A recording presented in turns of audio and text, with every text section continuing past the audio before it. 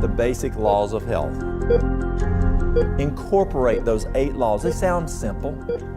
They sound simple. You may have heard it your whole life, but I tell you, those 8 laws will make the difference of whether you live long or you live short.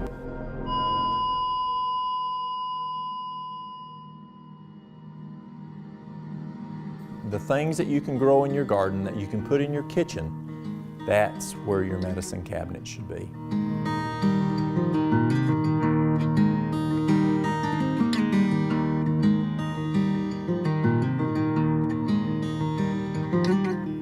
Welcome back to Old Mountain Remedies. Today we're going to look at a systematic approach on how to develop an effective lifestyle plan. You know, there's so many plans out there, this plan, that plan, this diet, whatever. Today we'd like to look at how can we do that effectively, but do it naturally. Let's take a look. As we look at the problems today, are we dealing with obesity, heart disease, strokes, cancer, thyroid problems, gout, diabetes? The list goes on and on as I work with people. What's the impact?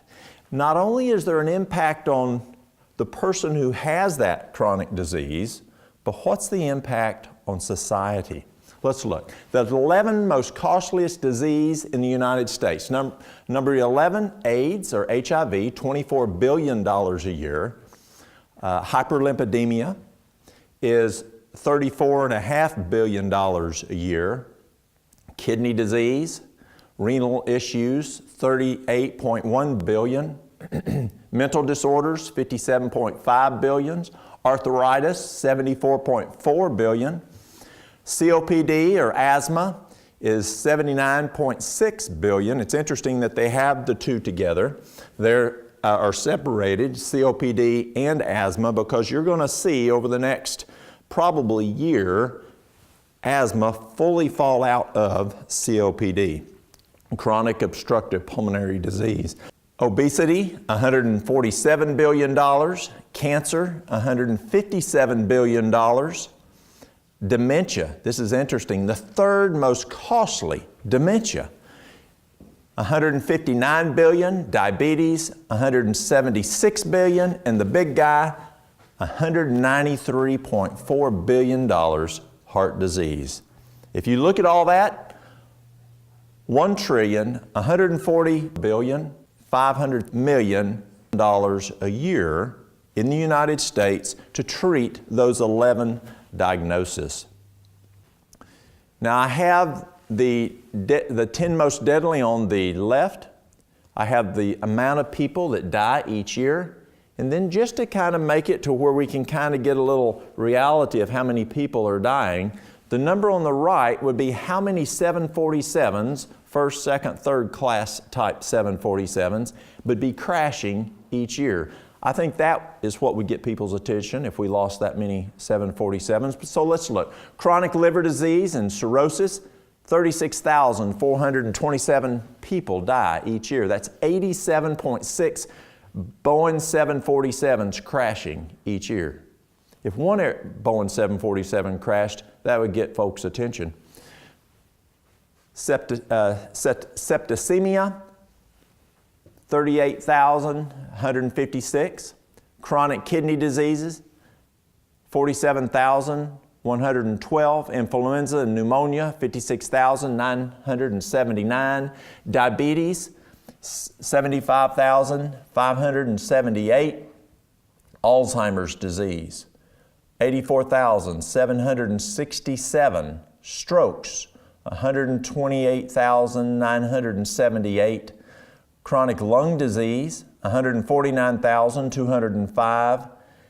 Number 2, cancer, 584,881. And the big killer, heart disease, which is 611,105. That is equivalent to 1,469 Boeing 747s crashing each year just in heart disease alone. And it's interesting, do you know what the number one killer of firefighters is each year? It's not burning up in a fire. It's not smoke inhalation, it's heart disease. It's actually heart attacks is what kills firefighters the most. But take a look at this. We're losing, of these 10 deadliest diseases, we're losing 1,813,188 people. That's equivalent to 4,358.6 Boeing 747 crashes a year. Amazing. And what's interesting is the majority of these are preventable. They're preventable just by lifestyle. Amazing.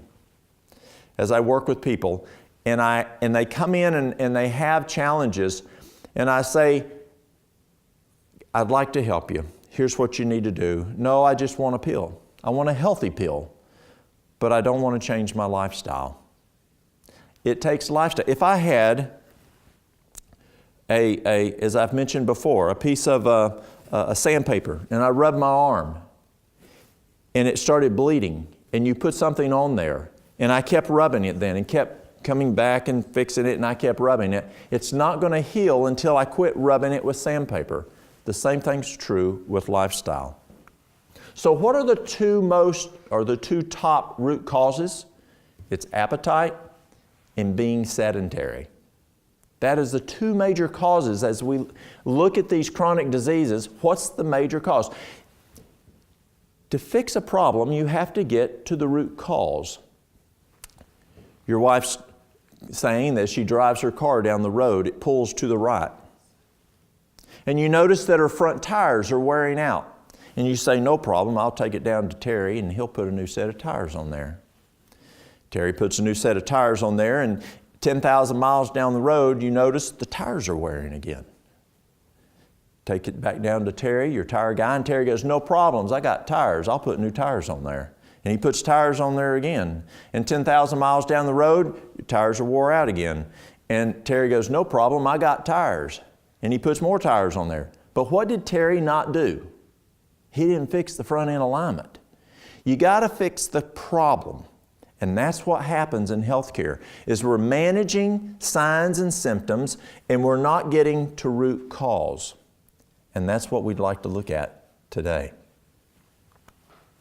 So what do we do? What's the prescription? Get up and change your lifestyle.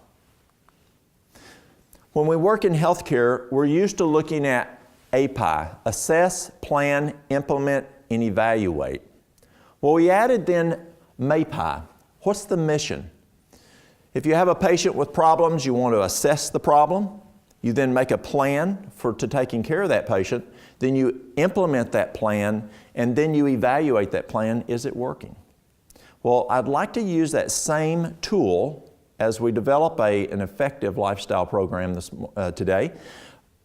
But I'd like to look at adding mission to that, because that's really what drives corporate America. It should drive what we do on a daily basis. So let's take a look. So if the root cause, number one, is appetite, is there anything in the Bible that talks about that? Well, yes, it does.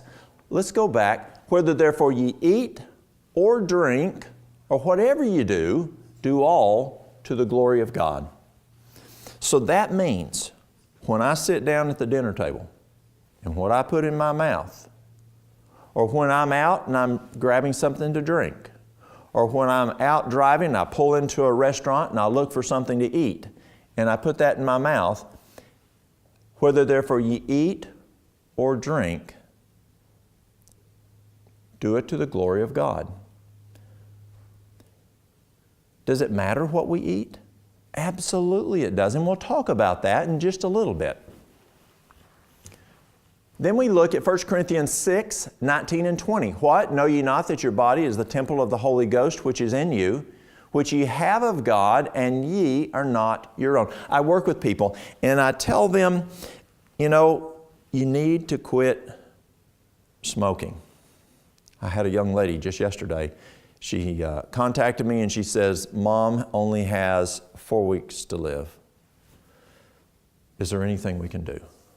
Mom has lung cancer, but Mom refuses to stop smoking. But she's her own person. She can smoke if she wants to. Or I can do drugs if I want to. It's my body. I can do whatever I want to. Or I can drink moonshine if I want to. This is my body. It's not yours. But what does it say here? What, know ye not that your body is the temple of the Holy Ghost which is in you, which ye have of God, and ye are not your own? For ye are bought with a price. Therefore glorify God in your body and in your spirit, which are God's. Now, you're bought with a price. What is that price? That's Christ's death. Christ bought us back when He died.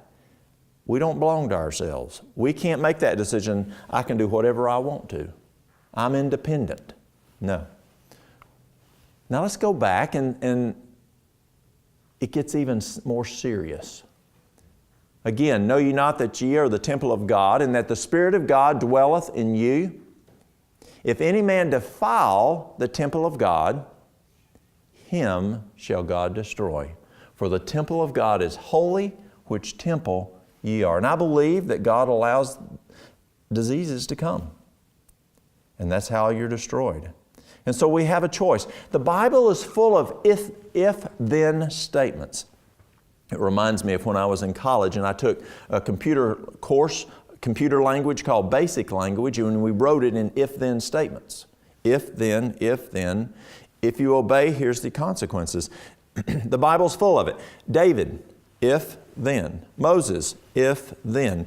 Well, for our lifestyle, what we put in our mouth, what we drink, is an if-then statement. The brain is the organ and instrument of the mind and controls the whole body. In order for the other parts of the system to be healthy, the brain must be healthy. In order for the brain to be healthy, the blood must be pure. If by correct habits of eating and drinking, the blood is kept pure, the brain will be properly nourished. So what did it just tell us here? Before you treat the body, we've got to treat the brain. But before we treat the brain, we've got to treat the blood. How do we treat the blood? What's it say? If by correct habits of eating and drinking. Those two keep coming up. There must be something to what we eat and what we drink. Whether therefore ye eat or drink or whatever ye do, do all to the glory of God. So let's look. Let's make an assessment. You've got to have a mission. And I encourage you to look at what your personal mission is. And we'll do that a little more. But let's do a health history first. So first we're going to look and we're going to assess what's the person's age, what's your age, what's your occupation. Now does that have a factor? Absolutely. If you are a beautician, do you deal with a lot of things that you may be breathing? Yes. Or do you work at a nail salon where you're breathing all those chemicals all day long? There's a reason those nail folks have masks on. Do you work in the agriculture business where you're out there and you're putting chemicals? Do you work in a plant? I work with people that come in to see me and they work in plants that there's chemicals that they're dealing with. I had a man come in one time. He was only in his early 50s. I think he was 52 or 53 years old. He looked like he was in his 80s. And he worked at a plant that made the chemical that goes into transformers, PCBs. And it just significantly aged this man. So occupation can have an impact on your health. Or what's your work schedule? Do you work third shift? Do you work swing shift? Even worse. You want to list your health concerns. What are your health concerns? Is it diabetes? Is it tachycardia? Is it your pulse beating too fast? Do you have pain from arthritis or hip pain or knee pain? Or you want to list all of your health problems. You want to identify your bowel movements. It was interesting when I was working at a center right outside of D.C., and these highfalutin ladies would come out of New York City, and they would sit down, and I'd say, how many bowel movements did you have yesterday? And they go, well, it's important. Are you having bowel movements? And what's the consistency of those bowel movements? Do you have pain? What's the location of the pain? And you want to document the location. In my hands, it's a 0 to 10. My knee, 0 to 10. My hip, 0 to 10. My back, 0 to 10. Headaches, 0 to 10. Because we want a baseline on what your pain level is. And then we want to look at stress. What's your stress level? 0 to 10. This is some history questions that you want to take a look at. Also, depression. Do you have challenges with depression? 0 to 10. And males or females, do you have hormone issues? We're seeing more and more hormone problems today, and there's reasons for that. We'll talk about that later. But whether it's a male having testosterone issues, he has no energy, or if it's a lady who's having all kinds of issues from from menopause to whatever with hormone issues, is there issues there with hormones? Now we're going to look at lifestyle history. Nutrition, what do you eat for breakfast? When do you eat it? What time?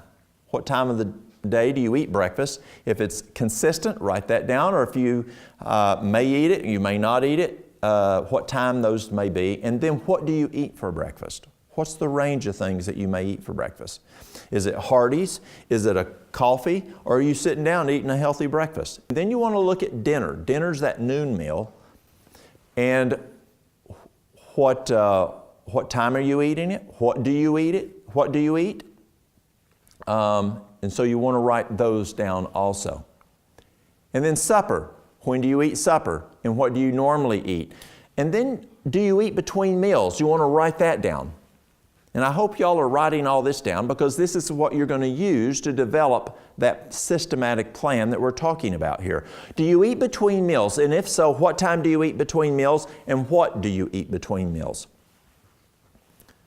Are there any foods that you're allergic to? You want to write those down. Do you seem that you have problems when you may eat wheat foods or other foods? Do you have allergies to those?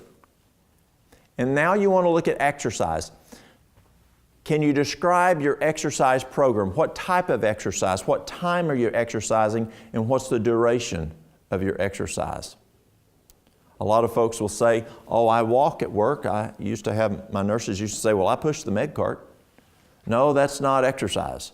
We want a systematic exercise program. What is your exercise program? If you don't have one, that's fine. Just write no consistent program. Water. How much water do you drink each day? If it's a range, identify that. Do you drink soft drinks? And if so, how many? How often? Do you drink milk? If so, how often? How much? Do you drink tea?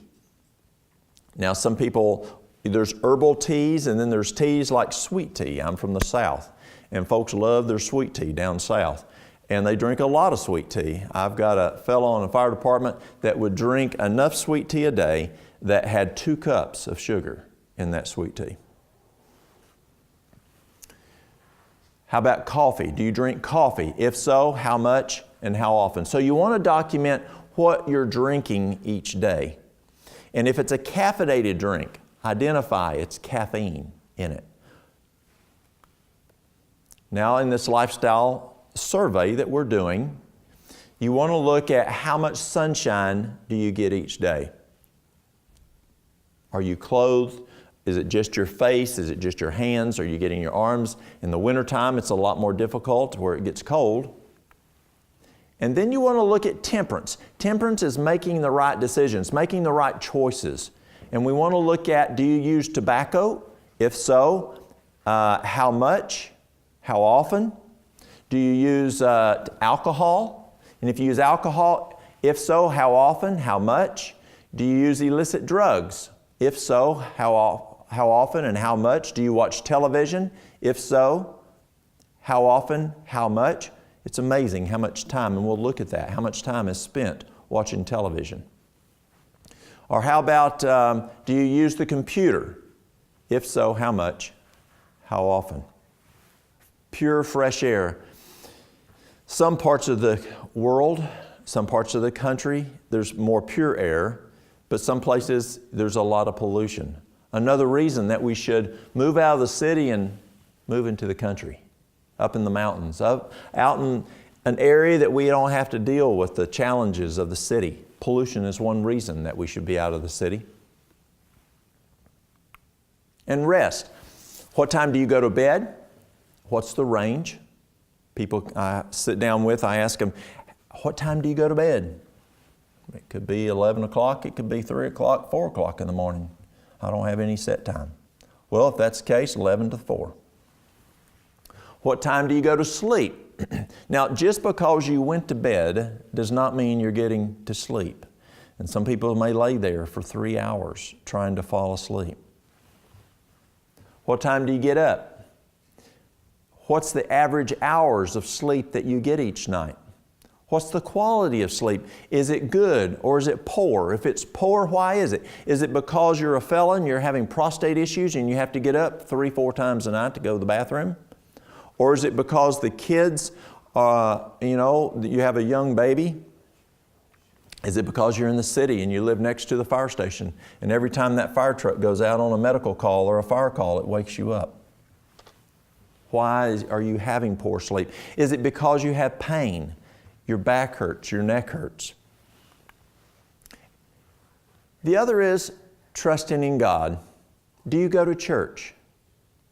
Do you spend time in personal study with God each day? Or sometimes I ask, does a person believe in God? And there's people I work with say, I don't believe in God. But just, if you do, whatever the situation is. Again, as we look, assessing personally, why do I have health challenges? As you look at yourself, why do you have health issues? What are the causes? You want to take a look at that. Now, you want to do a 3-day diary. We do a 3-day diary when we work with folks who are wanting to stop an addiction, whether it's tobacco, whether it's alcohol, whether it's drugs, and they will write down every time that they use them, what the time is, where they are, who they're with. And they do that for 3 days so that we can trend. Well, you want to do that for when you eat. For 3 days, identify what time you eat, where you are, what you're eating, who you're with.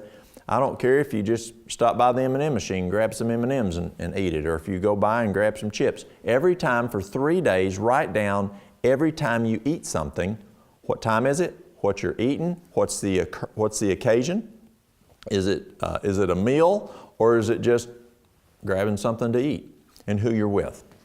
So here's an example. The time, 7 o'clock in the morning, what you're doing, you're eating breakfast. What's the food? Breakfast food. Who you're with, family, and why? It's mealtime. That's a pretty simple one. But then at 10 o'clock, you have break. What'd you eat? You had a Snickers bar and a Dr. Pepper. You're with Sally. Why? It's just a habit. I do that every morning at break time. And then you want to, as you do this for the 3 days, you then want to identify trends. Time, what food you're eating, who you're with, and why you're eating other foods than meals are their triggers. Are there triggers for why you're doing this? It might be when you drive by the Dairy Queen. It's just Dairy Queen's a trigger for you. It might be when you walk by a candy machine. It's a trigger for you. So you want to identify what those are.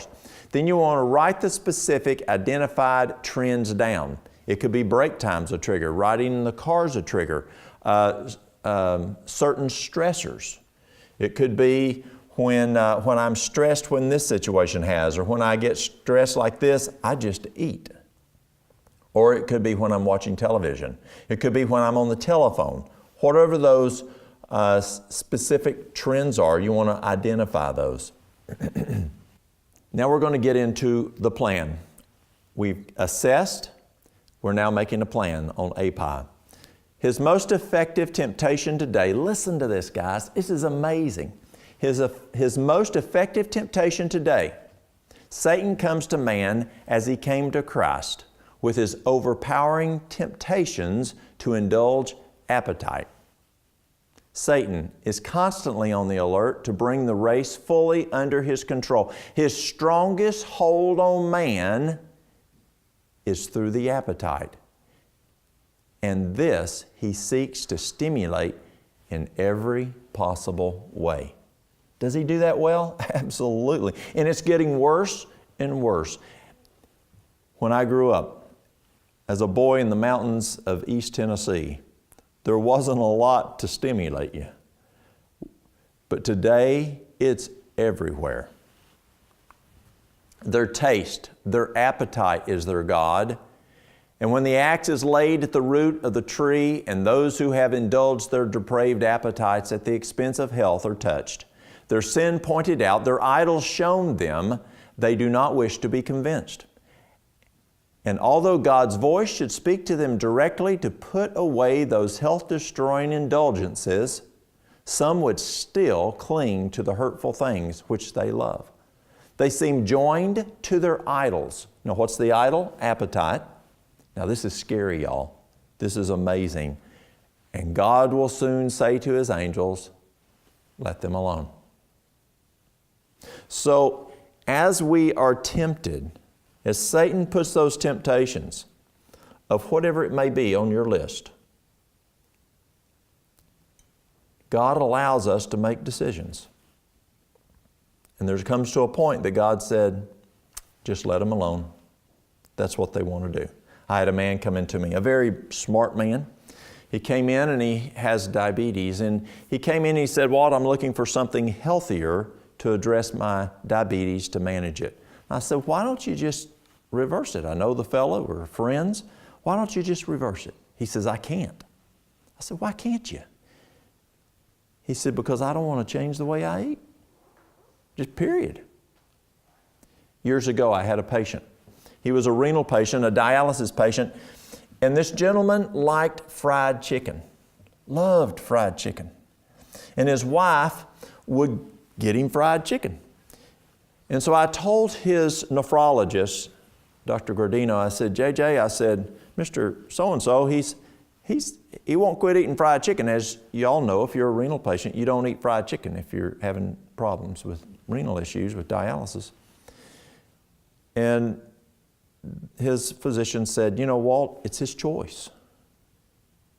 Now, if he continues to eat the fried chicken, he's going to live probably not even a month. But if he stops eating the chicken, he can live a good bit longer. So I went and told this patient, I said, Mr. So-and-so, I talked to Dr. Gordino, and here's the situation. What do you want to do? The man looked at his wife. She was there. Looked back at me. He says, I love my fried chicken. I'd rather die happy. And just as Dr. Gordino said, the man died. He didn't even make a month. God gives us that ability to choose. And here it tells us, they seem joined to their idols, idols being taste and appetite, and God will soon say to His angels, just let them alone. Scary. Whether therefore you eat or drink, or whatever you do, do all to the glory of God. And we keep, God is very clear. He tells us what to do. Are you going to choose what you eat and drink? You'll have this outcome. If you choose this, you'll have this outcome. So, you want to develop a plan of action for each trend in your 3-day personal diary based on your mission. What is your mission? Do you want to be healthy? Do you want to get rid of the cardiovascular disease? Do you want to reverse the type 2 diabetes? Do you want to lose X amount of weight? Do you want whatever it may be? Do you want to improve the fibromyalgia? Whatever it is, that's your mission there. Based on your mission, you got to develop a plan. at break time, to fix break time so you're not tempted to eat with Sally the Snickers and drink the Dr. Pepper. How do you do that? I'll eat a good nutritional breakfast, and therefore I'm not as hungry when it comes to 10 o'clock for break time. And instead of sitting in there with Sally, I'm going to go for a walk in the sunshine, fresh air, drink some water instead of sitting in the break room with Sally. Now, if Sally wants to go with you, that's great, but don't let Sally bring her donut and tempt you to eat the donut. So, at break time, what are you doing? You're choosing a healthy breakfast so that you won't be as hungry. And then you're drinking some water that's kind of filling you up. You need water anyway. The fresh air, the sunshine, the exercise, you're getting some extra laws there also. What about tonight when you get home? Are you going to sit there and watch TV, and as those commercials come on and say, oh, would you like this potato chip? Oh, would you like to drink this Mountain Dew? Well, what do? Do some reading. Drink some warm, calming herbal tea and go to bed by 9 o'clock. Don't stay up. Television is a tool, I personally believe, that Satan uses for many avenues, and appetite is one of them. The next thing on your plan is you want to choose a partner. One of the reasons that they found that Weight Watchers is so successful is they have partners and they meet routinely. A partner is very important. If a person it comes to me and they're wanting to stop smoking, I encourage them to get a partner, because if they get that hankering for that cigarette, all they need to do is 5 minutes. Research shows if they'll not smoke for 5 minutes, they'll overcome that desire for that cigarette. So I encourage them to have a partner. They call up that partner and talk to them. Help me out here, Sally. Well, maybe Sally's not the good person for this one. Maybe, Susie, help me out here. I really have a hankering for a donut. Well, let's talk about something. And you talk about something else, and other than food, and Susie gets your mind off of it and helps you out. They're like a coach. They help you. They're your support partner. And that may be a spouse, it may be a parent, it may be a sibling, a best friend, it may be a co-worker. But choose a partner to help you in this program. You want to choose a start date. You want to choose one that is reachable and obtainable. You want to stay away from holidays, family vacations, and pre-planned events. One day we had just started a stop smoking program, and the hardest place I've ever done stop smoking is right outside of Winston-Salem, North Carolina. Well, that's tough. RJR's there. And we started the program, and I told them we did an information night, and then when they left that night, they were supposed to just no more smoking. And I said, is everybody willing to not smoke starting when you leave here? And start now. And one fellow raised his hand. And he said, no. He says, I can't. Now this was a Sunday night. He says, but I'll start Thursday morning. I said, why? He said, my mother-in-law's coming to town. There ain't no way I can stop smoking. But she leaves Thursday morning and I'll quit then. Well, everybody else quit that night. He kept smoking. Thursday morning he quit and he was successful. He put down his cigarettes. But he knew that he would fail because of the stressors that were at the house. If you're planning on starting a new lifestyle program and you're getting ready to go on a family vacation, may not be the best time. Or you're planning to start a lifestyle program and it's the week before Thanksgiving or the week before Christmas. I don't even try to do programs during this. Don't set yourself up to fail. Pick a good date. So we have a mission. We have developed an action plan for each trend in our 3-day personal diary. Again, I want to be very clear here. Each of those items that you've identified that you're eating between meals or that you're not eating like you should, you want to develop a specific plan. Example, many people do not eat breakfast, or if they do, they eat a donut, or they eat a biscuit, or a croissant. You want a good healthy meal. So in your plan is specifically what you're going to do to make sure that you have a full healthy meal. And then if you're eating in between meals, between then and your noon meal, you've identified them. What are you going to do so that you don't eat? I used to have an M&M machine in my office. A patient gave it to me. And I made sure it was those big M&Ms. You know, the ones with the nuts in them? And I'd go through a 3-pound bag. It's pretty fast. And I convinced myself that I had it. If people came in, staff came in, or people came in to see me, it was something they could get and make things a little easy, whatever. But I made sure that thing worked. I made sure it worked every time I went out the door. I made sure it worked when I came back into my office. And even I'd make sure, even when I was doing paperwork, I'd get up and make sure that little machine was working well. When Mary Lou decided I need to lose some weight, I was 200 and some pounds, that machine disappeared. She took that machine. I haven't seen it yet, and that's been probably 17 years ago. If you want to quit smoking, do you leave cigarettes in the house? No, you get rid of them. You get rid of the ashtrays, you get rid of the lighters, you get rid of all the paraphernalia, you get rid of the tobacco. If you want to quit drinking, do you still leave the whiskey in the cabinet? No. You get rid of it. So you've got to make a plan that's going to make you successful. We've chosen a support partner. We've set a start date, which is reasonable and obtainable. So those have already happened. The next step is to start our program. It's step 1. It's a 3-day to 10-day, depending on what you want to do. It's a detox program. If you can do 10 days, you'll have better outcomes. But if you just take a look at it and see what you can do, anywhere between 3 and 10 days, you want to do a detox. First, you want to go to bed by 9 o'clock at night. That's when the day starts, when it gets dark. You want 2 glasses of warm lemon water first thing in the morning. You want to detox your mind with 30 minutes each morning, at least, in Scripture and prayer.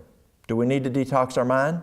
Absolutely. So we're doing a detox. We're getting rid of all those toxins that's in our body, both physically and mentally. And then I encourage you to do a juice detox. It is the best thing that I've ever found. Here's why. When a person eats a meal, it takes as much vital force as it does to go down to the gym and work out. So if you eat 3 meals a day, it's like going down to the gym 3 times a day. When you drink a juice that has the fiber out, it's going to be in your blood within 15 minutes. It's kind of like Hyperal. When we'd put Hyperal into a patient, we'd go into a central line and we'd feed them with Hyperal right into their blood. Well, juicing is in your blood within 15 minutes of when you drink it, if there's no other food in your stomach. The other thing is that by juicing, you're not putting bad stuff in. It's only the juice going in. And you're getting copious amounts of good stuff in when you're drinking the juice.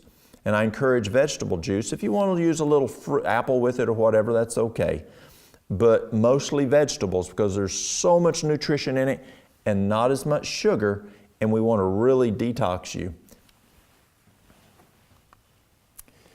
We do 16 ounces of vegetable juice for breakfast, for dinner, and for supper. And if you want to watch a good documentary on this, there's a movie called Fat, Sick, and Nearly Dead. And you can watch it, whether you're watching it online, Netflix, whatever it is. You can go to www.fatsickandnearlydead.com. It's an Australian man who decided to make a lifestyle change, and he did a documentary on juicing. It's a very good program. So you want the first 3 to 10 days in your new lifestyle plan, you want to juice. Now, this man juiced for 2 months. If you want to do that, you can do that. But if you do juice for long term, you need to make sure you have adequate sodium. There's a minority of folks that may have some challenges there, so you want to make sure you either have a lot of celery there or you have a little, maybe a teaspoon to 2 teaspoons of salt in your water each day to make sure there's no sodium issues.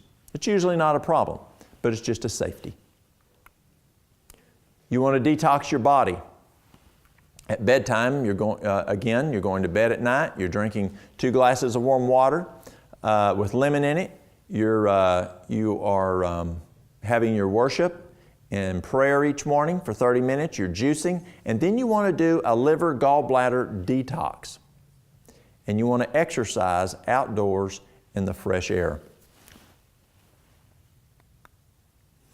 If you want to see the liver detox, you can go to, there's a lot of programs out there, but you want to do a good liver and gallbladder detox, and you can also do a colon cleanse at the same time. And come to our kitchen medicine class, and you can see how to do that. Exercise, it's best if it's outdoors in the fresh air and sunshine.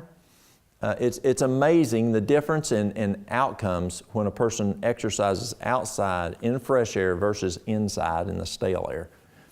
Walking, rebounding, that's the mini trampoline, cycling, swimming. You can also, when you're doing it, you want some strength also. You can put some water bottles in your hand or some bean cans in your hand when you're walking or whatever. But exercise is important. And when you exercise, if you don't ever exercise, then don't try to do a 10-mile walk, because you're going to hurt the next day or maybe even that night. And so you want to start slow and gradually build. Water, you want to make sure you're drinking plenty of water. How much water do I need?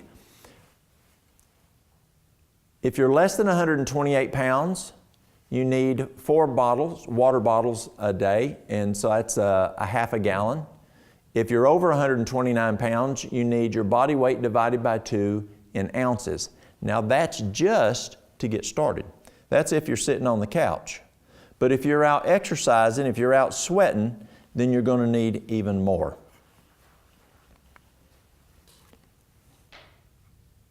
Now we're going to step 2. So we've done step 1, which was 3 to 10 days. Step 2 is this continuing a progressive detox program. This is 3 to 7 days. Again, going to bed by 9 o'clock, having your 2 glasses of warm lemon water in the morning, having your morning worship and prayer with God, detoxing your mind. And then you want to eat just raw. When a person juices, they don't want to put cooked food right onto their stomach. And so you want a little time there of eating raw. People come into me and they'll say, Walt, I want your best detox pill. Well, my best detox program is what I'm telling you right here.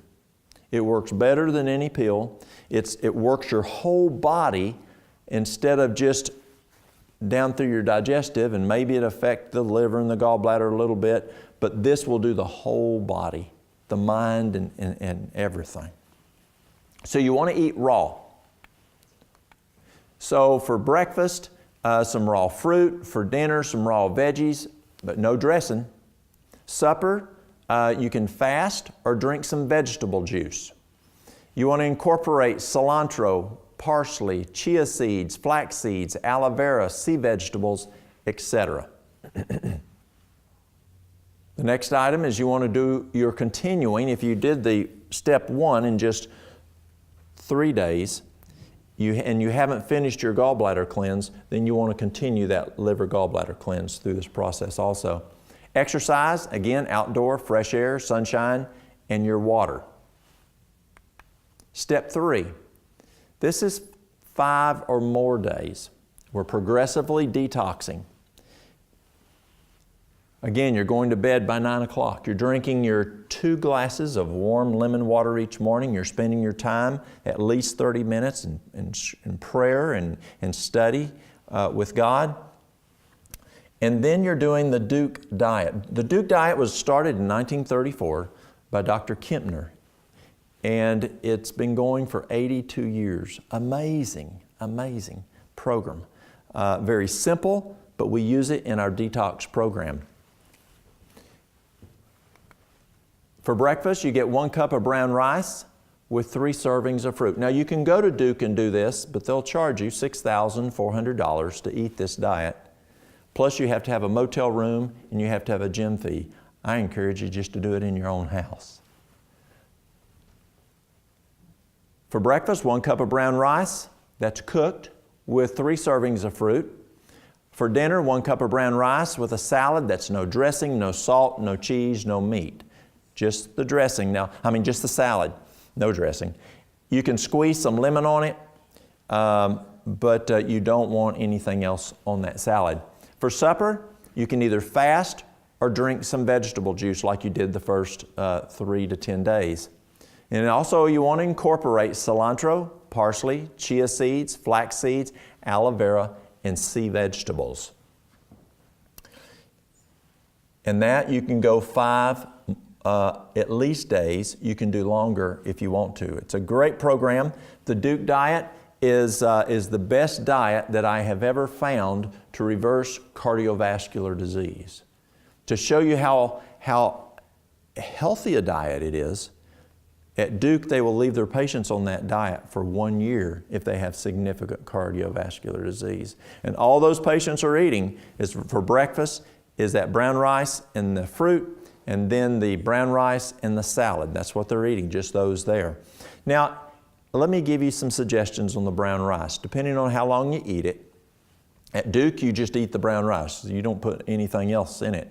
But if you want to put, I found if you want to, while you're making your brown rice, you want to put some garlic or some onions or some herbal seasonings, that's fine. Or if you want to cut up your bananas, or if you want to make banana milk, write this down, banana milk. I learned this from a good friend of mine, Dr. Agatha Thrash, back in 1974. It's a tremendous milk. It's 1 ripe banana with spots on it, 3 ounces of water, and a dash of vanilla extract. Blend it up and you've got banana milk. And you can pour that over your rice and make kind of a rice pudding. If you want a banana milkshake, no problem. You can have a banana milkshake. Here's what it is. 2 ripe bananas, that's the type that have the spots on it, 3 ounces of water, 5 ice cubes, and a dash of vanilla extract. Blend it up, not to where it's plum foamy, but blend it up till it's pretty good. You can blend it too long, but it's delicious, and that it's totally healthy, and you just made you a milkshake that you can have for breakfast or for supper. You want to also add exercise, the outdoors, in fresh air, in sunshine, and then you also want to make sure you have plenty of water. So, in this program, in the first step 1, step 2, and step 3, we had 3 different diet plans. The first one was the vegetable juice. That's 16 ounces of vegetable juice each meal, breakfast, dinner, supper. The second one is where you do the simply raw, and that's raw fruit for breakfast, raw vegetables for dinner, and for supper, either fast or you can drink a vegetable juice. And then is the Duke diet, the brown rice and the fruit, and the brown rice and the salad, and the juice for the supper. Now, why do I encourage juice for supper instead of going on and doing the brown rice and another serving fruit for supper? If you want to lose weight, and many folks do, when you eat breakfast, it increases your metabolism, you burn calories. When you eat dinner, it increases metabolism and you burn calories. But Dr. Koop found at 3 o'clock in the afternoon, your metabolism is shut off. And what you eat from there on, you actually are going to hang on to. You're going to hang on to those calories, and it's going to make it much more difficult. It's going to slow down your process of losing weight. Plus, if you eat that large supper, or even the Duke diet for supper, it has a propensity to putrefy and ferment. So it'd be better for you just to either fast which you'll progress even faster, or drink the vegetable juice, which is going to be in your blood within how long? 15 minutes. Now you have an option. You can just juice during this program. You can just eat raw. You can just do the Duke diet, or you can go back and forth. I encourage people to systematically do the juice, the Simply Raw, and then the Duke. But I'll put another option out there for you. Some folks just have a tough time, just really sitting down and doing that. I want you to be successful. And so there's another option. Henry Ford said you can have any color of car you want as long as it's black. Well, I'll tell you, you can have anything you want to eat as long as it's right there on the board. Vegetable juice, Simply Raw, or the Duke diet. Now, it is true that the Duke diet, the more you do the Duke diet, the slower it is. So how does that work? So you get up in the morning and you say, what would I like for breakfast? I think I'd like to eat raw fruit, okay? And then what would I like for dinner? I think I'd like to do the Duke diet. So I think I'm going to have brown rice and a salad. And what am I going to have for supper?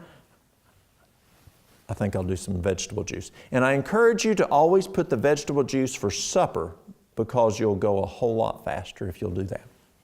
Now, as we look at step 4, that is a diet that was put together, Cornell University, Cambridge University, and 2 other universities looked at what is the healthiest diet in the world to eat. They looked at it for over 20 years. And they finally came up with a diet that if you eat this, you'll die quicker, or if you eat that, you'll live longer. What's cool is that diet is the diet that's in Genesis that God gave Adam and Eve when they left the garden. And that is a whole food, plant-based diet.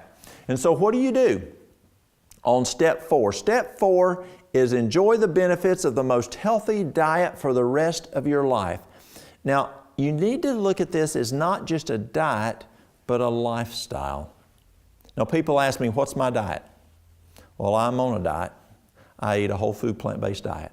Now, I'm not a vegan because I've got a leather belt, and vegans don't wear leather. So, you want a whole food, plant-based diet, and not just a plant-based diet, because Fruit Loops are a plant-based diet. Did you know that? And Fruit Loops are not healthy because it's refined sugar, it's refined grains.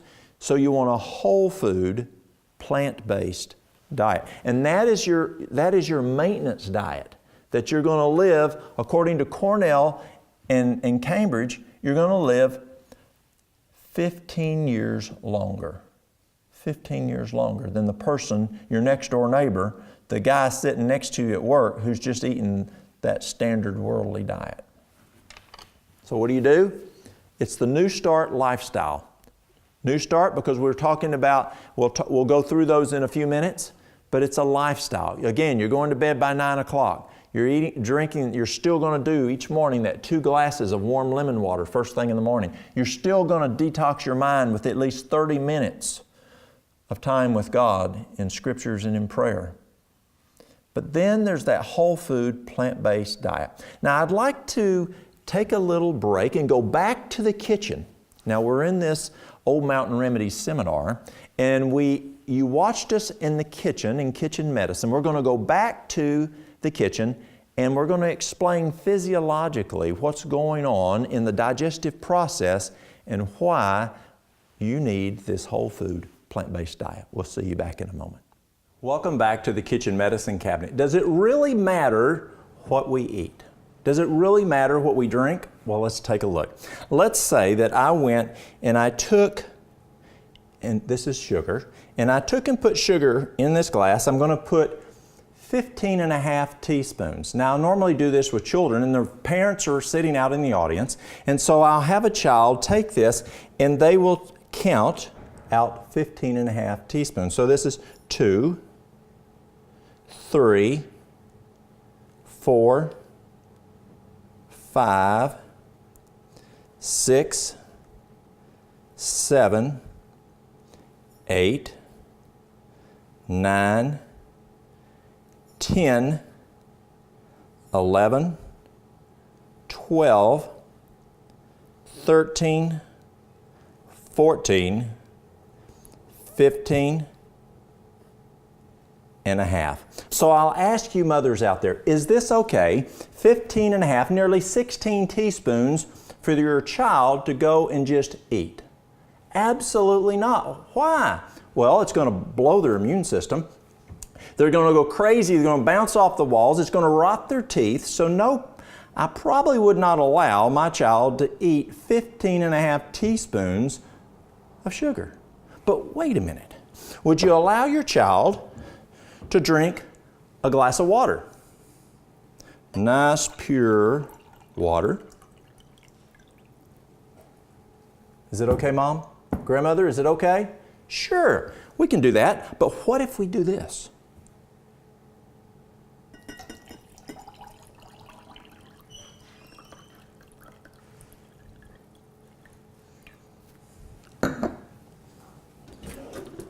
We're going to stir this up.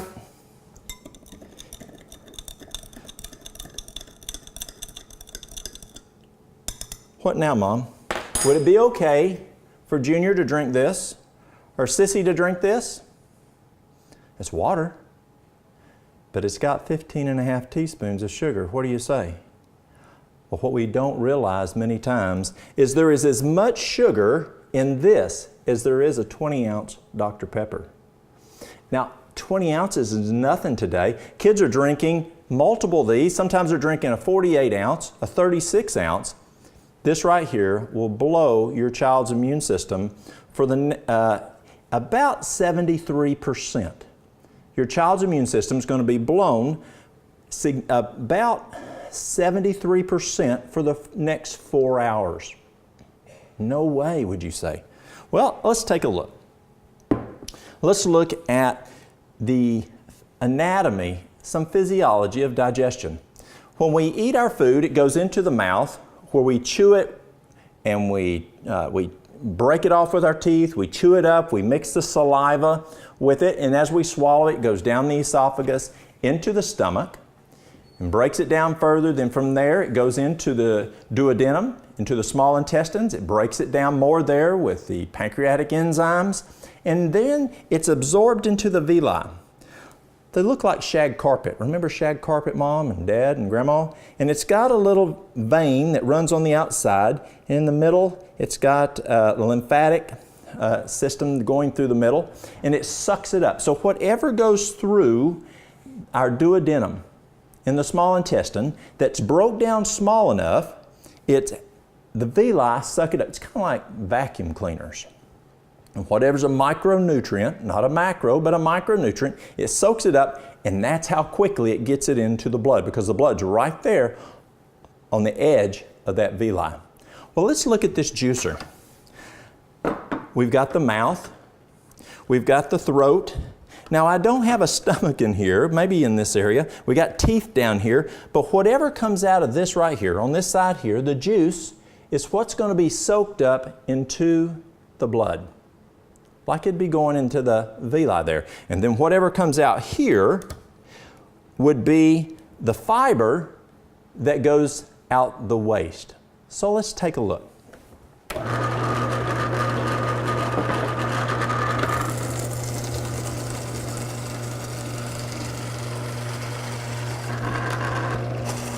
You can see it starting to come.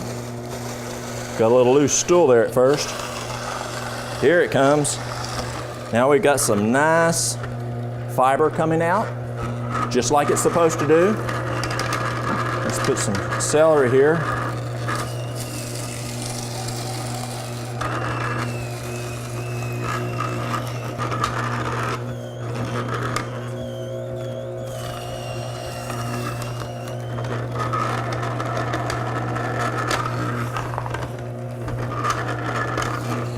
Still got some good fiber coming out.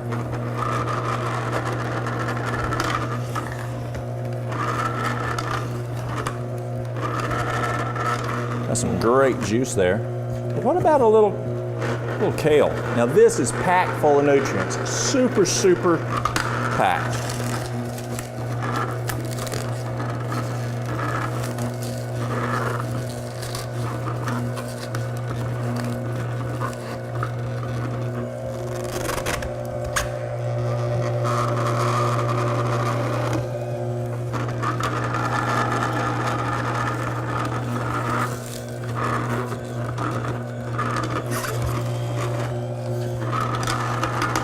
Let's put a little more carrot. And again, got some green coming out. See where it's coming out? You got your green juice coming out. That's what's going into the blood. Whatever goes into this container here illustrates what is going into your blood. And what's happening here, this fiber that's just fiber, is what goes out is waste. Now let's look. Kind of looks like a rainbow, doesn't it? It's beautiful. Well, let's take and let's pour it into here.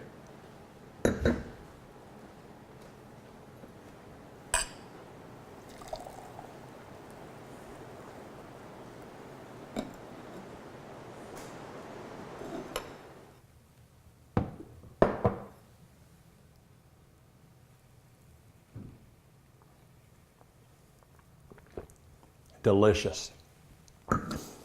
So let's look at something else here. So again, going back, whatever goes in here is like our mouth, comes out, chews it up here. Whatever comes into this bowl is like what goes into our small intestines, what's absorbed into the blood, and this is the fiber that comes out. Let's try something else.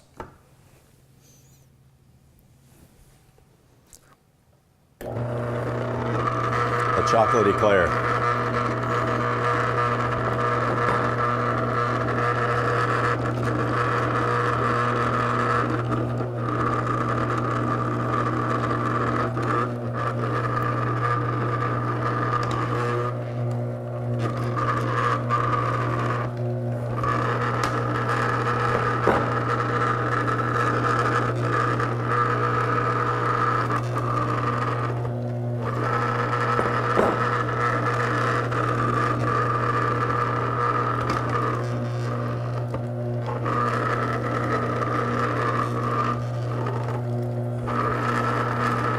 Let's try a little of that Dr. Pepper.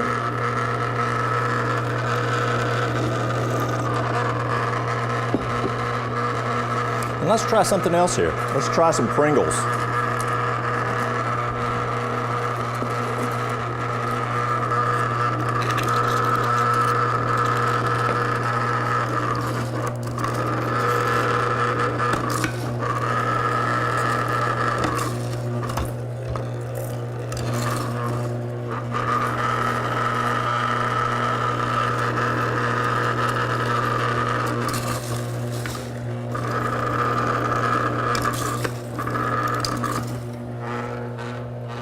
Try a little more eclair. Notice what's coming out here. It's a little different.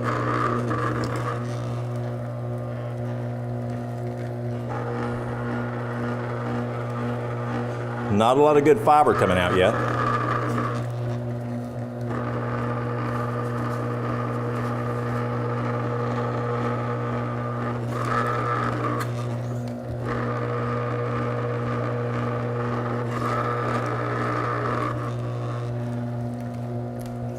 Try a little more of our Dr. Pepper.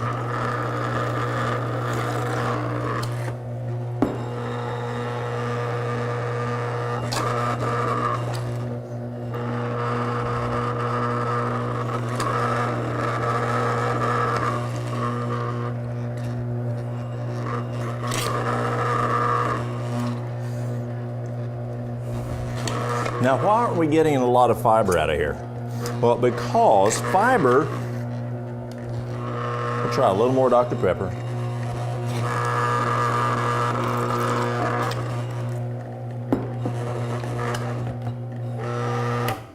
Fiber is in our whole foods, our fruits, nuts, grains, vegetables. But we don't find any fiber in meat. We don't find much fiber in refined foods, as we're seeing right here. It's not coming out. But Mom, let's try this. Is it okay that Sally drinks this or eats this? Which would you rather choose? The juice from good vegetables or stuff from junk food? I encourage you, whatever you put in your mouth, or whatever Sally puts in her mouth, or Johnny puts in his mouth, that's going to go into their blood. And whatever goes into the blood is going to go into the brain. So if they eat a Twinkie, they're going to have Twinkie blood. If they have Twinkie blood, they're going to have a Twinkie brain. Mom, whatever you put on that table, whatever you decide to pull into for grabbing food on the way home, that is what goes into Junior's blood, into Sally's blood, and into their brain. Thank y'all. Well, welcome back. What did you think? Isn't that amazing? So which do you want? Do you want the Twinkie blood and the Twinkie brain, or as you saw there, do you want the French eclair brain and the potato chip brain and the Dr. Pepper brain? Or do you want the brain that has that nice green juice that had kale and apple and carrots and celery? Your brain's going to work a whole lot better. And the rest of your body's going to work a whole lot better. And you're not going to be carrying that tire, which is full of Twinkies and French eclairs and Dr. Pepper. So let's look at that whole food plant-based diet. Whole food plant-based diet. This comes from Cornell University when I took plant-based nutrition from them. Animal proteins increase production of growth hormones. There has been more recent data in recent years, and growth hormones of certain kinds, as they are elevated and become active, they tend to stimulate the growth of cancer. What did Cornell find that stimulates the growth of cancer? Animal proteins. They then found animal protein increases the rate at which cells divide, and that is fairly central to the carcinogenic process. Now, what's central to the carcinogenic process? Animal proteins. We do not need animal protein, according to Cornell University, Dr. T. Colin Campbell. We do not need animal protein. We do not need to run the risk of doing that kind of thing. Here it's coming from the textbook, Nutrition Fundamentals is the course, Nutrition Fundamentals.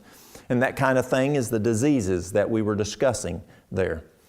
We do not need animal proteins. We do not need to run the risk of doing that kind of thing, getting those kind of diseases, eating those animal proteins, thus causing those diseases. If we just consume a plant-based diet that has adequate amounts of different kinds of foods, they will just naturally have enough protein. Now, I have a friend that he used to call, if you eat the same-o, he called it dog food. Well, we don't want to just eat beans and taters and beans and taters. We want a wide variety of food. I encourage people as they sit down and they make their diet for breakfast, don't put the same thing every day. One of the problems that I've seen is people change and they start eating a whole food plant-based diet. They find, oh, this recipe's really good, and they just eat it all the time, then they hate it. So you want a wide variety, and there's some great cookbooks that I'd encourage you to look at that can give you just a wide variety of taste to your tongue, but it also gives you a wide variety of nutrition. My wife, when she was a young girl, her mother taught her to put food on the plate that had different colors because it looked prettier. But also her mother had taken nutrition, and her mother knew that different colors of foods meant different nutrients. So let's read that last sentence again. If we just consume a plant-based diet that has adequate amounts of different kinds of foods, they will just naturally have enough protein. And people tell me, oh, you can't get enough protein unless you eat your meat. That's not true. Cornell University, Cambridge University, and two other universities proved that wrong. The same course. There are no nutrients in animal-based foods that are not better obtained from plant-based foods. When we actually consume these nutrients, they are better obtained from plant-based foods in the context of the food than they are from animal-based foods. Antioxidants are only present in plant-based foods. Again, Cornell University, Nutrition Fundamentals. Now this is interesting, y'all. Listen to this really carefully.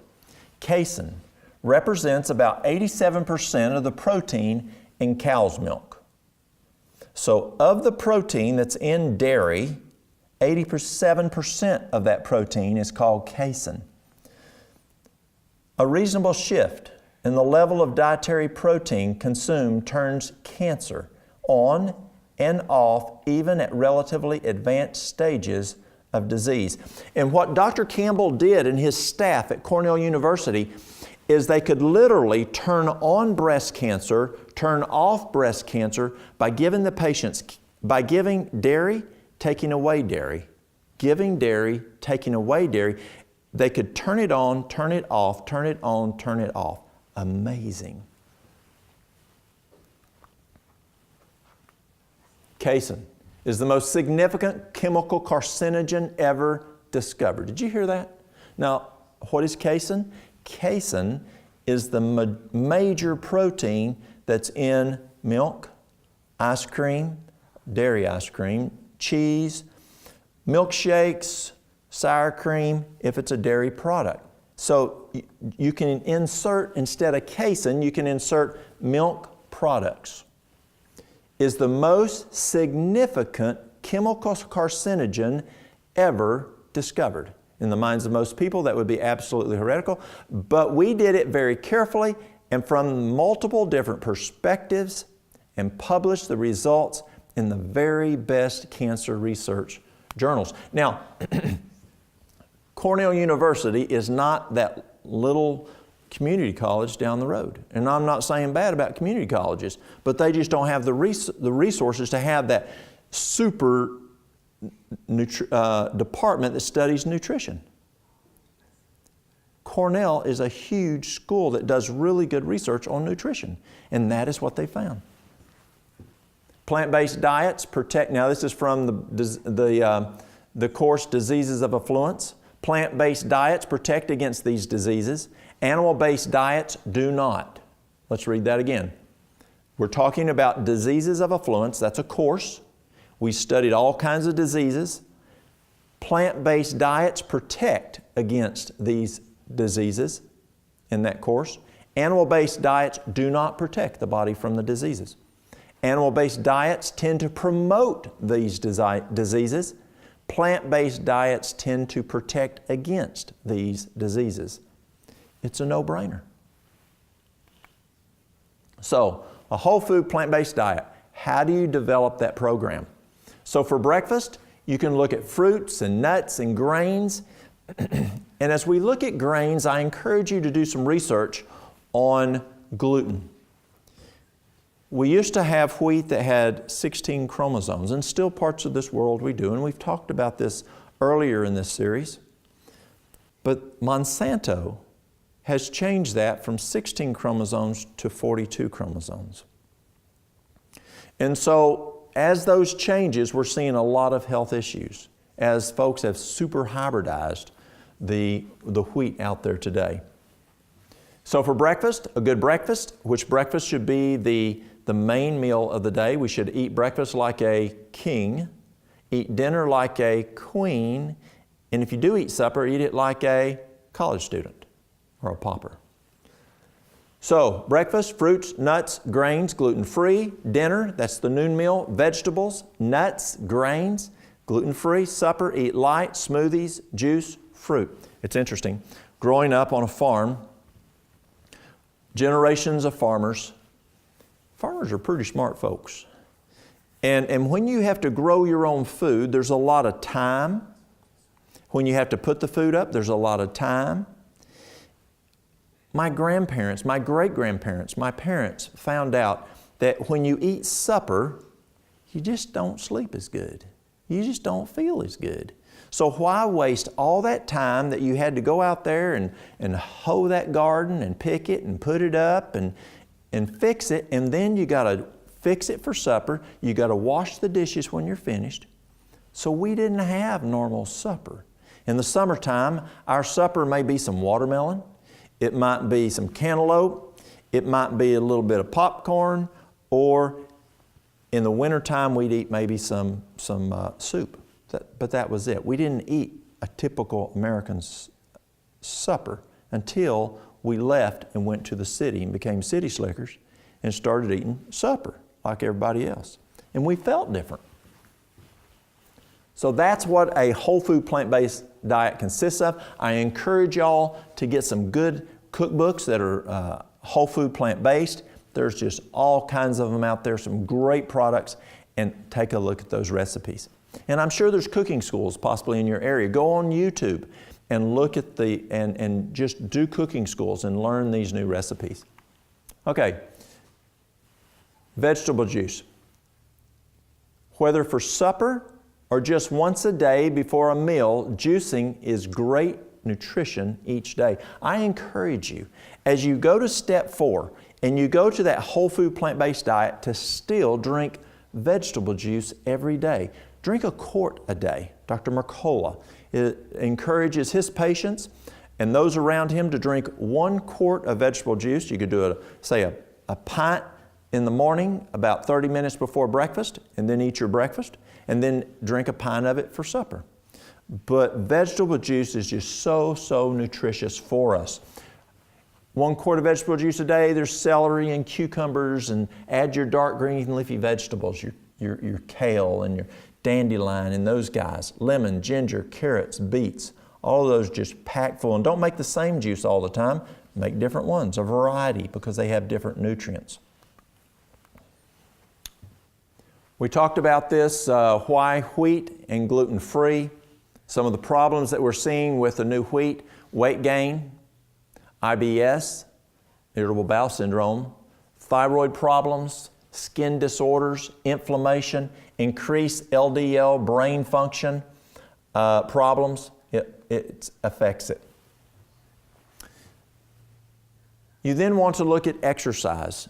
In exercise, once you've got to this point, you should be where you're exercising more than just 5 minutes a day. You want to crescendo your exercise.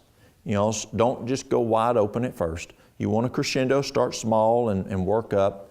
But you want, at a minimum of 30 minutes a day, but better yet, an hour each day. It's interesting. A couple years ago, the World Health Organization asked every physician in the world to prescribe a new medication, to prescribe this medication to every person, every patient in the world. World Health Organization asked the Centers for Disease and Control and Prevention, CDC, to have every American physician to prescribe this new medication. And they said, if we will utilize this new medication worldwide, we'll save 4 million people a year. But they had to use it at least 5 days a week. Guess what that new medication was? 30 minutes of exercise. Isn't that interesting? Exercising outdoors in the fresh air and sunshine is the best exercise if weather permitting. It provides the following benefits: fresh air for your lungs and eventually every cell in your body. See, when we breathe, that fresh air goes into our lungs, our blood picks it up there in the villi, and it's carried to every cell in our body. And if we don't have good oxygenated lungs, then we're not going to have good oxygenated blood, and we're not going to have good oxygenated cells, and the cells just don't run well. Have you ever had an engine you've got those little controls on a small engine, and you adjust the air and you adjust the fuel? When we go into a certain area, let's say it's a house fire, and we've put the house fire out, but we've got to go in there and do overhaul, and I ask my guys to rip a wall out with the chainsaw, there's sometimes that chainsaw does not run well. Because as we crank it up outside, put the brake on, and we then go inside, and we're trying to run it, take it out, and it goes out. It quits running because it doesn't have enough oxygen in there. Well, our body's the same way. For your bodies to run effectively, you've got to tune it to where you have good oxygen in. To do that, outside air, and exercise increases that also. Also, exercise outside increases your vitamin D level. If you're wearing sunglasses, then it's not going to increase the serotonin. So part of that time you need to have the sunglasses off so that the ultraviolet rays can come through the iris of the eye, stimulate the pineal gland to convert the tryptophan to the serotonin. And so you can't, if you're outside all the time, that's your line of work, you may want sunglasses a good bit of the day to protect your eyes, but not the whole time you're outside. You want to pick an exercise that makes you feel good. It increases your endorphins. It strengthens your heart. It strengthens your muscles. Exercise and strengthens your bones. It lowers your rise in type 2 diabetes if you have a propensity there. It lowers your blood pressure. It raises the HDL, which lowers the cholesterol. It relieves stress and anxiety and depression. It increases overall energy. It helps maintain an ideal body weight. It improves circulation. It improves metabolism. Also, it helps with bone density. If you have a weight-bearing exercise, that will help with bone density. A rebounder is the best thing I have found for that. A little mini trampoline. Excellent way. That's what NASA uses. When the astronauts come back from space, they're prone to bone density loss because they've been in weightlessness. So NASA, who can afford basically anything to put those astronauts on, they use a mini trampoline or a rebounder to have them jump on it, and that increases bone density. What kind of exercise do I do? Not everyone can jog or participate in an Ironman, but most everybody can walk or swim, even if it's just a little bit. Rebounding, if possible, is another very good exercise. Walking in nature is also very, very beneficial. When you walk in nature versus walking downtown Chicago, there's just safety's an issue. Pollution's another issue. There's a whole difference in listening to cars honking and sirens blowing versus walking out and then breathing in the fresh air coming off of the trees, enjoying watching the squirrels run around and the birds fly around. One day I was walking, and as I was walking, I saw this large woodpecker. I don't remember the name of him. A pileated woodpecker. And I spooked him, and he took off from where he was there. And I also, when I spooked him, we spooked another bird, it's a mockingbird. And as they both took off, they had the same landing zone target. And as they were coming in, they crashed. They didn't see each other coming. Interesting. You know, you see things like that in nature. You can see the deer. You can see whatever. Walking in nature is tremendously good for the fresh air, the exercise, the sunshine, but it's also very good for the mind. How much exercise do I need? You want to start with what you can do and increase as you can. A good goal would be 30 minutes to an hour a day, but you want to build with that. I remember there was a fellow one time, he'd just gotten a quadruple bypass. And he said, the doctors wanted me to walk around the block. He lived in a metropolitan area, and he says, the doc wants me to walk around the block, but I can't do it. I said, you can. He said, how? I said, can you walk from your chair in your living room out to your mailbox? He says, I can do that. And then a couple of days later, I asked him, I said, can you walk twice a day? I can do that. Okay, can you walk from the mailbox to the neighbor's mailbox, which was just the next house over on the block, and back? He says, I can do that. And we kept working over a month's time to where he was adding a mailbox, adding a mailbox as he got around, and his wife would drive in their car to make sure he didn't have any acute episodes. And by the end of the month, he could walk halfway around the block and walk back. Well, instead of walking back, he just went on around the block. And in 1 month, he was able to do what the cardiologist had asked him to do. And so, start slow and build. You want to mix cardio and strength building. And the next is water. We want to make sure you're drinking plenty of water.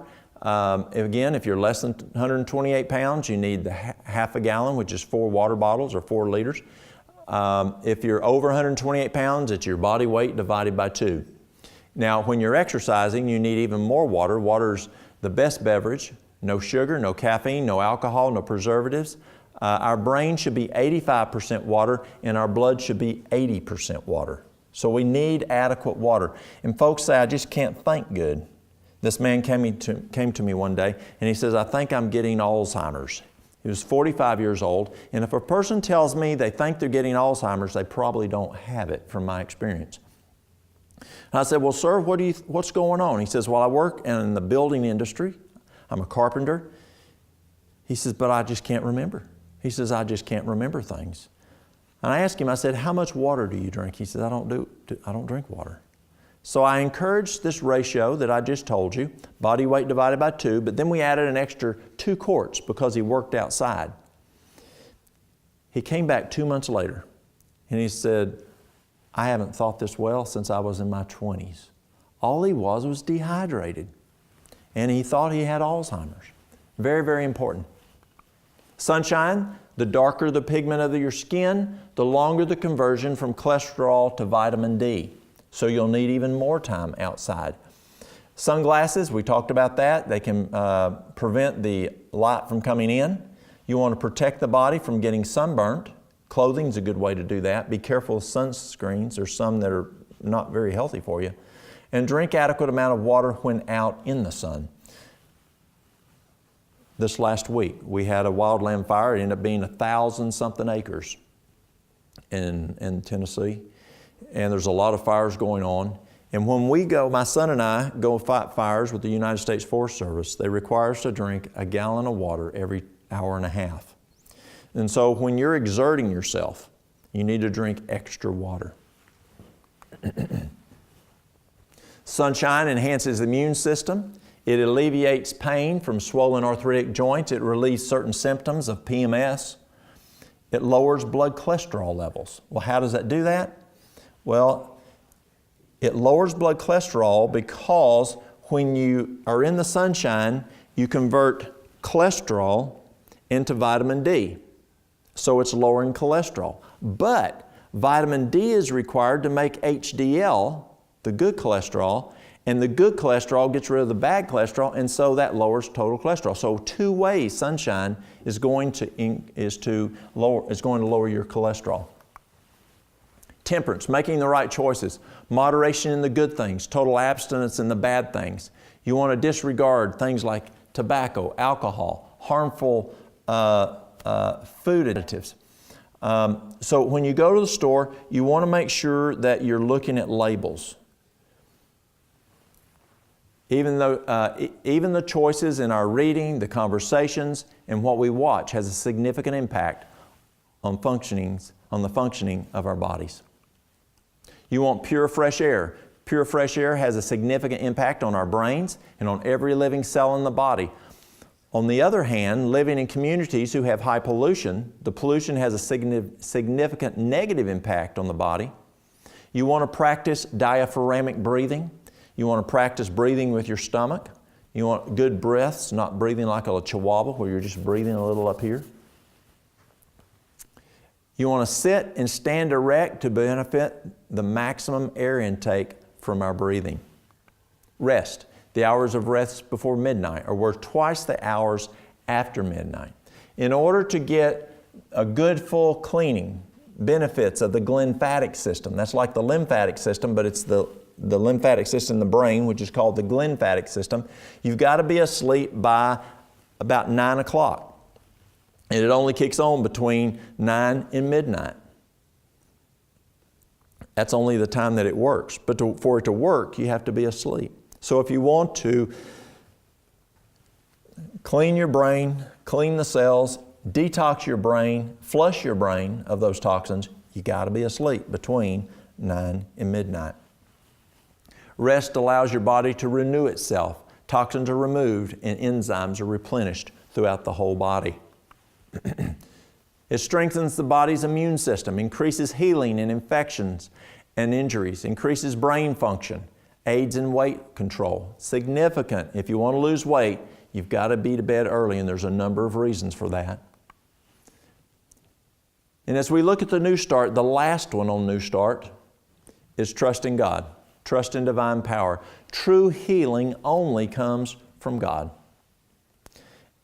Yes, something may work, but it may not be of God. There's some weird stuff out there, y'all, and it may not be of God. Develop a personal relationship with God in Christ. Philippians 4:13 tells us, I can do all things through Christ which strengthens me. Can you make this plan work? Can you make a new lifestyle plan so that you can reverse your cardiovascular disease, so you can reverse your diabetes, so you can improve your overall health, so you can lose that weight? Absolutely. In a working relationship between you and Christ.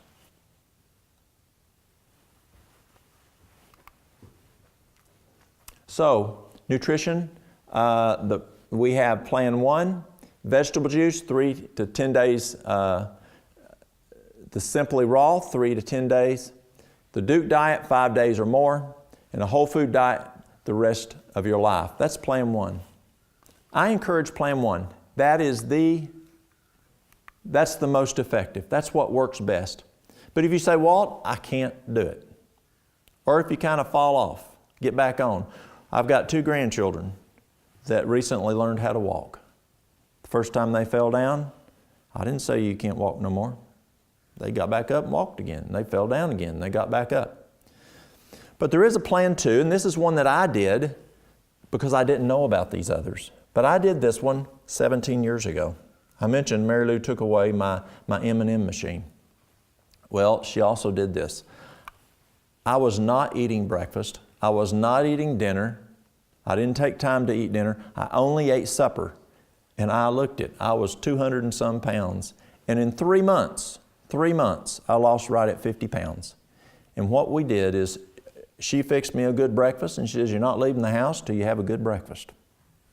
And then she connived with my secretary.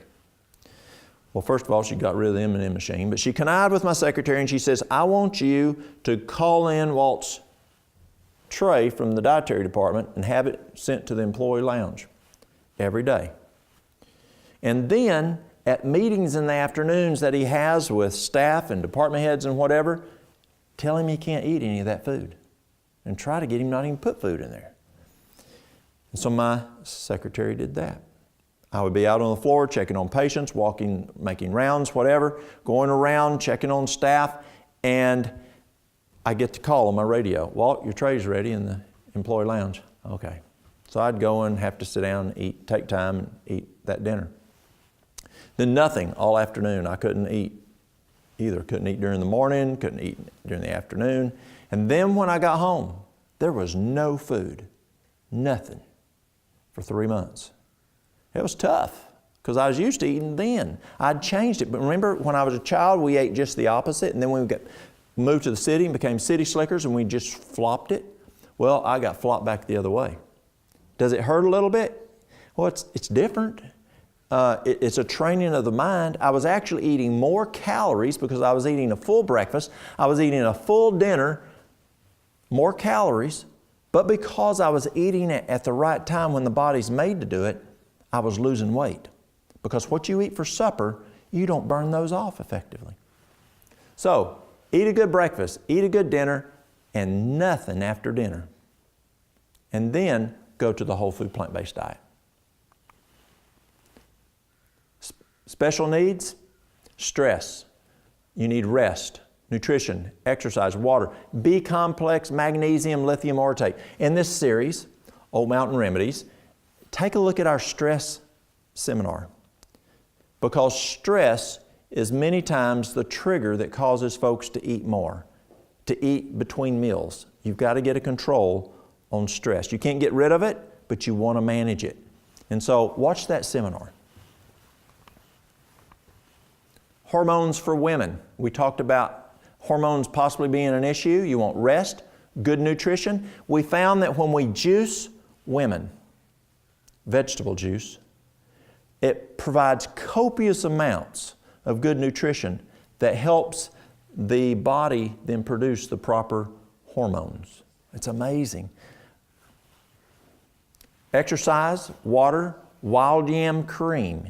Wild yam cream is something that you can transdermally put on twice a day. It comes from yams or sweet taters. And it actually will help you stabilize progesterone, and it will help you then stabilize estrogen. It works very, very well. Then nettle tea. You want to take about a quarter to a half a cup of nettle tea, a nettle herb, and put it in a quart of water, make a tea, and let it sit overnight or at least 30 minutes, and then drink that throughout the day. Works very well. Flaxseed. You want 3 tablespoons of freshly ground flaxseed. Eat it within 15 minutes of grinding it, because flaxseed oxidizes very rapidly. You do not want to buy flaxseed that's pre-ground. And so you need 3 tablespoons in the morning, 3 tablespoons at night. Very, very good for helping you to address hormones. Now you say, but you said don't eat supper. You just put it in a glass of water, stir it up and drink it if you're not eating any food. And Vitex, if that's not working, add a little Vitex, and that can help. Hormones for men. Here's what causes problems with men's hormones. You want rest. Guys aren't sleeping. Rest. If you're sleep deprived, it lowers testosterone. If you're not drinking adequate nutrition, it can affect testosterone. Juicing will help there also. Exercise, water. Sarsaparilla is a great herb to help build the testosterone. If you drink alcohol, stop alcohol, because drinking alcohol will lower testosterone. The other thing that I didn't put on here, I didn't put the alcohol. Another thing that we found will lower testosterone is visceral fat. That's belly fat. Now, what happens is when you're eating this new wheat, this 42 chromosome wheat, it causes visceral fat. And that visceral fat then lowers estradiol. And when you lower the estradiol, that can affect your testosterone. So we now need to implement. We have a mission, we assessed, we made a plan, now we've got to implement it. We've made this plan, it's a very systematic plan, we've got all the bugs worked out. You want to do this ahead of time. If you were going to go to New York City, or let's say you were going to go to Paris, and there's this museum there that has this real fancy diamond that's worth millions of dollars. Are you just going to walk in there and steal that diamond? No. You're going to study this. You might study it for a year. You're going to learn their security system. You're going to learn the movement of guards inside. You're going to learn the movement of law enforcement going around. You're going to develop backup plans. If this doesn't work, then you're going to do this and this. Now, I've never done this, y'all. But you're going to have a systematic plan to do that. So you have a partner. You've set a date. It's time to implement your plan now. You want to stay strong. You want to set your plow, and you don't want to look back. What do I mean? Y'all that ever worked on a farm, you look across a field. You got to put that first line in you're going to plow, and you look plumb on the other side of that field, and you see that tree way down there. You got your tractor here ready. You set your plow and you take off, and you watch that tree way down there. My mission is to get to that tree all the way down on the end of that field. I don't look back to say, how am I doing? Is that a straight row? Or I don't look over here, hey guys, hey, look how my plowing's doing. No. At first, you're just keeping your eye on your mission. You're looking straight down there, and you're watching that tree as you go, and you go, and you go, and you go, until you get to the end. And that's what you need to do here. I remember one time working in corporate America in healthcare, we usually the folks that would acquire other healthcare companies. Well, it came to the time a bigger fish decided to gobble us up. And I had a boss come in who had some wisdom, and he said, don't pay attention to those folks that are about to gobble us up, because you can't do a thing. Your job is here and take care of your program here.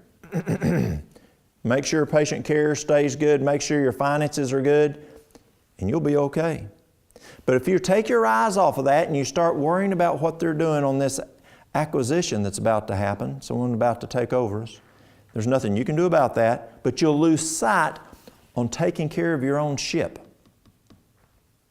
Keep your eye on patient care. Keep your eye on finances. So I took his advice. I just took care of our own location. The acquisition took place, and they didn't bother me. Other administrators who did not take his advice, who kept trying to look over here and look over there and see what was happening, well, because they weren't keeping track on their own ship, it got astray. And some of those administrators lost their jobs. And so I know that if you keep your eye on the mission, on that goal, through Christ, you can be successful. So, evaluate. You want to monitor your outcomes. What's your outcomes? What's my weight? If you're worried about losing weight or you want to lose weight. What's my glucose running? How have I changed my medications? What's my blood pressure running? Have I changed my medication? Do I feel better? You remember we documented how the pain is in my hand, how the pain is in my shoulder, how the pain is in my hip, how the pain is in my knees. What's the pain in my back? 0 to 10. Are those numbers getting better? Are you monitoring those numbers throughout this? Is your plan working? Do you feel better? Is it working? Does your stomach feel better? Is it working within your schedule? If it's not, you want to make necessary adjustments.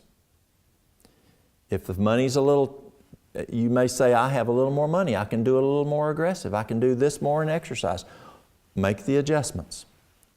But you want to stay strong. And again, the key is, what?